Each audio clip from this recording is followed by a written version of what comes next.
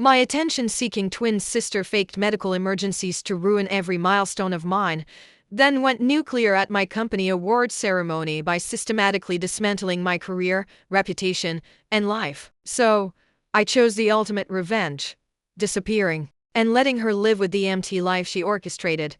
My twin sister, Emma, tried to humiliate me at my company's award ceremony. So, I made sure she'd never show her face in public again.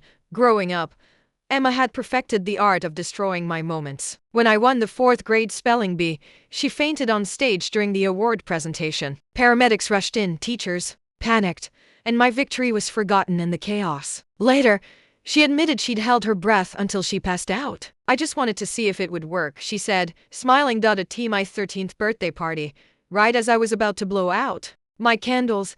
Emma announced that she might be pregnant. She hadn't even gotten her period yet, but she'd researched symptoms online and performed a convincing panic attack. My parents spent my birthday in the air while my friends went home confused. The cake went uncut. I never challenged it. How could I? Everyone believed her. The girl who fainted, who had allergies, who struggled with her mental health. And me? Just a cold, achievement-obsessed twin who made her sister feel inadequate by existing. I started hiding my achievements. When I got a perfect SAT score, my plan was not to tell anyone until Emma found the letter. That night at dinner, she announced she was struggling with an eating disorder. In the months that followed, she spent hours every day in the bathroom, vomiting loud enough for all of us to hear. She went from the world's biggest foodie to the most starving girl in America.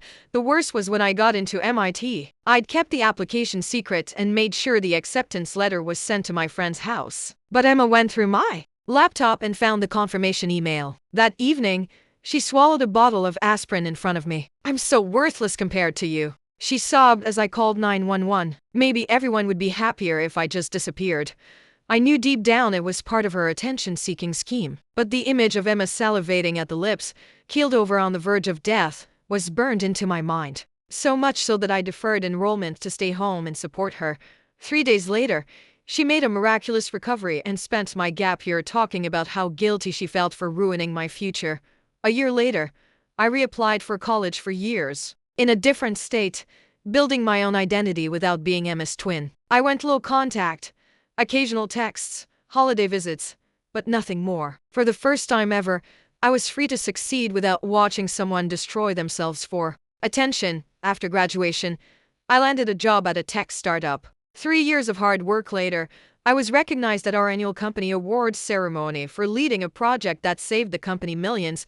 I'd mentioned it to Emma during a rare phone call, and she'd insisted on flying out to celebrate with me. "I'm so proud of you," she'd said. "I want to be there to support you.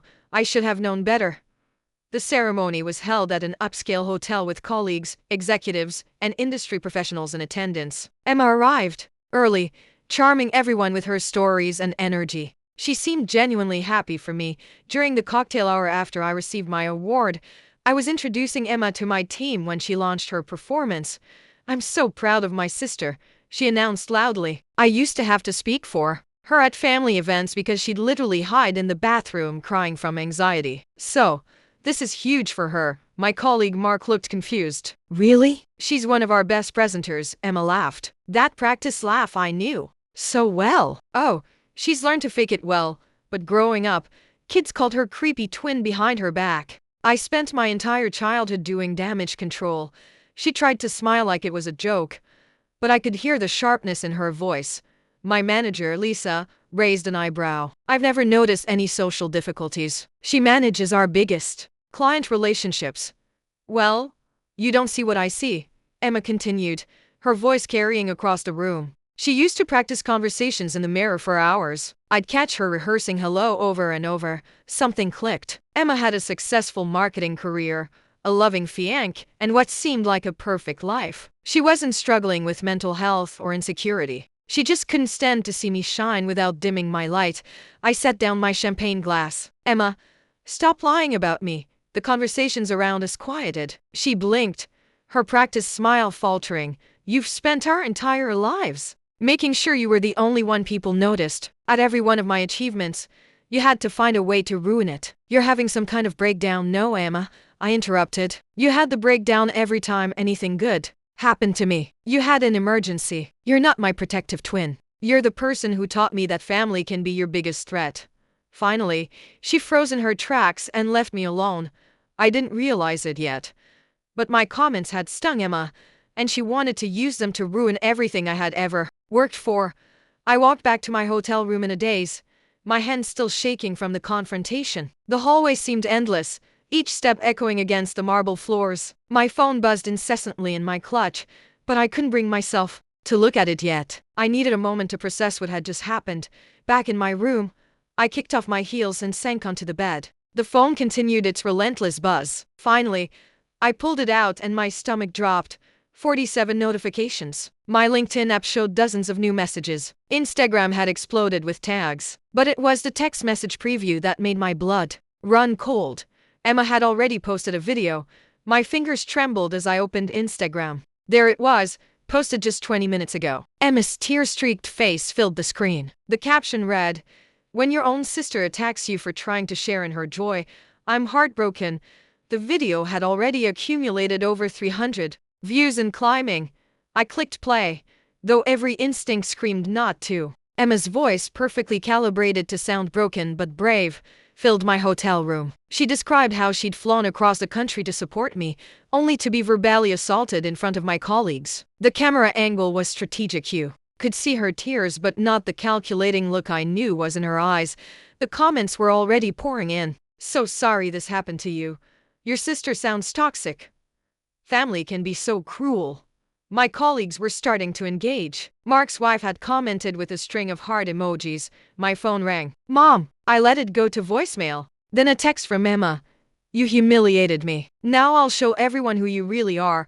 The phrasing sent a chill down my spine. She'd said those exact words when we were 12 after I'd won a science fair and she tried to claim I'd stolen her idea.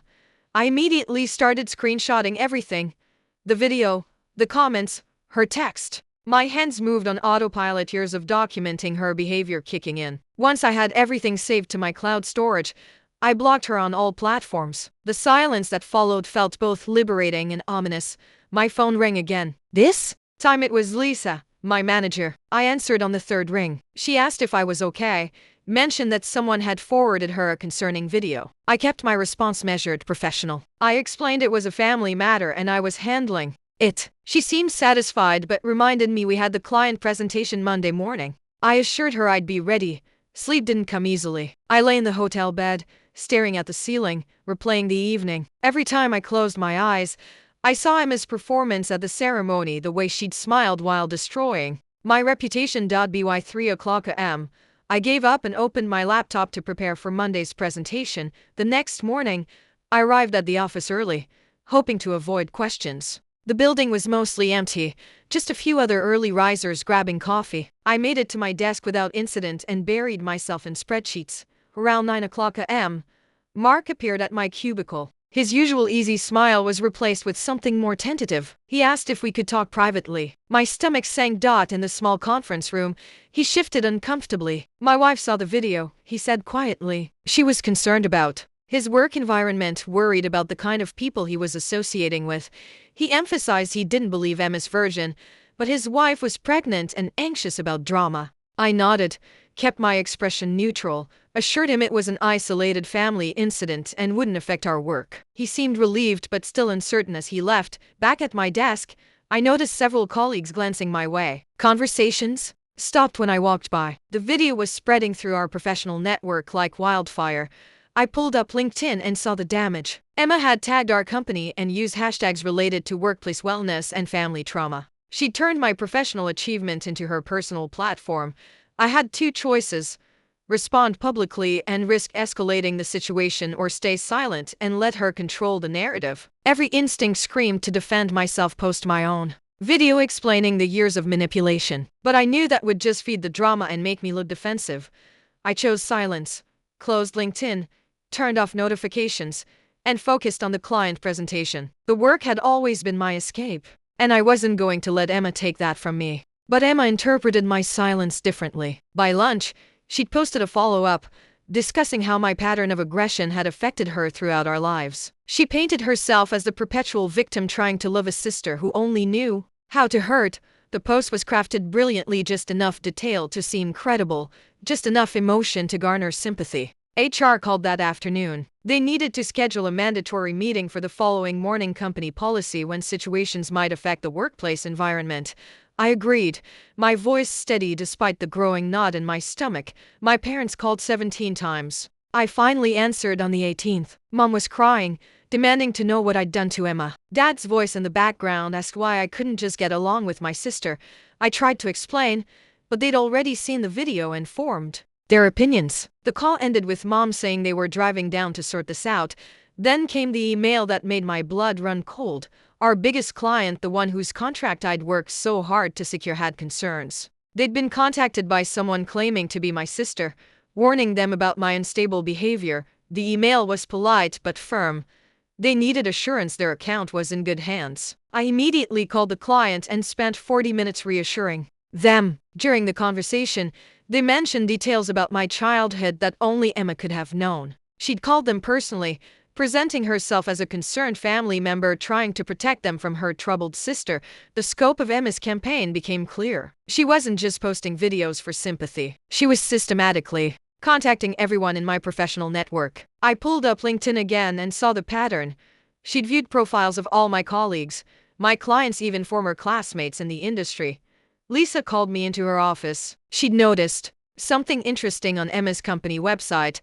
Emma was listed as a crisis management specialist with expertise in reputation rehabilitation. This wasn't just revenge, it was literally her job. The security team from the hotel had called. They had footage of the entire encounter from the ceremony. My heart leaped, finally proof Emma had been lying. But there was a catch. They couldn't release it without a legal subpoena, company policy. I thanked them and made a note to contact a lawyer. That evening, I sat in my apartment trying to process the day. In less than 48 hours, Emma had managed to threaten my job, my reputation, and my sanity. The girl who'd spent our childhood creating emergencies had turned professional. My phone buzzed with an email from HR. The meeting had been moved up. They needed to see me first thing in the morning. The subject line made my stomach drop. Administrative leave pending investigation. I poured myself a glass of wine and opened my laptop. If Emma wanted to play professional victim, I'd need to document everything, every post, every comment, every interaction. I'd learned long ago that the only defense against Emma's lies was meticulous truth. As I worked, a text came through from an unknown number. I almost ignored it, then recognized Emma's area code. The message: "This is just the beginning." I screenshotted that too, adding it to my growing file. Emma had finally shown her hand. This wasn't about hurt feelings or family dynamics, this was war, and she'd been preparing for it her entire career. The next morning arrived too quickly. I dressed carefully for the HR meeting, choosing my most professional outfit. The office felt different as I walked through. Conversations stopped. Eyes followed me to the conference room. The HR director, someone I'd barely interacted with before, sat across from me with a thick folder. She explained that given the external situation and its potential impact on the workplace, they felt it best to place me on administrative leave while they investigated. I would retain my salary, but I couldn't access company systems or contact clients. I nodded, signed the papers, packed my desk under the watchful eye of security. 4 years of hard work reduced to a cardboard box. As I walked out, I caught sight of Mark avoiding my gaze. Lisa gave me a sympathetic look but said nothing. In the parking lot, I sat in my car, processing what had just happened. Emma had won this round. But as I drove home, something crystallized in my mind. She'd shown me exactly how she operated. I'd spent my entire life running from Emma's chaos. But maybe it was time to stop running. I drove toward a new city, using the skills Emma had inadvertently taught me about reinvention. Behind me, she was already posting about her sister's mysterious disappearance, setting up her next performance. Ahead lay the possibility of a life where being Emma's twin no longer defined me. The highway stretched endlessly forward.